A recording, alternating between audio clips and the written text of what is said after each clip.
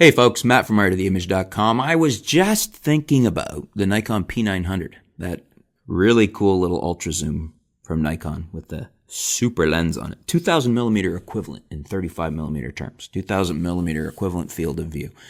Pretty impressive. Image stabilized.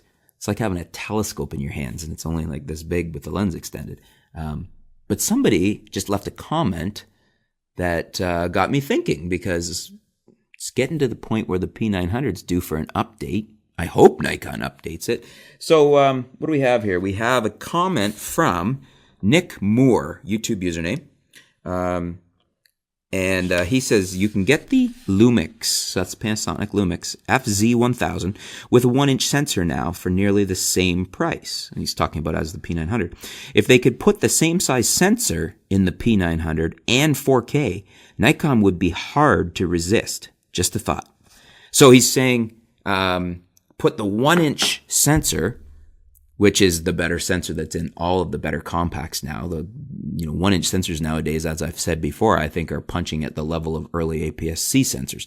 Very, very good performing small sensors, and much larger than what you would have in a cell phone or a cheaper compact camera. It's still a premium sensor in that regard.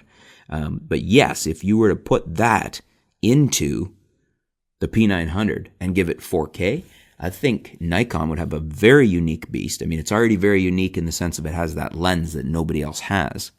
And you'd also have a much better performing camera. As well as the other thing I would add to that is RAW, because the P900 does not shoot RAW. But if you had those, you'd have 4K, 1-inch sensor in RAW with a 2000 millimeter equivalent lens. There's nothing on the market that could touch that. And I think that would probably be a great seller for Nikon. I think a lot of people will be interested in that camera. What do you guys think? Would you be interested in a P900 update with those specs? A 1-inch sensor, ability to shoot 4K video, and as I said, with RAW would be my addition to that.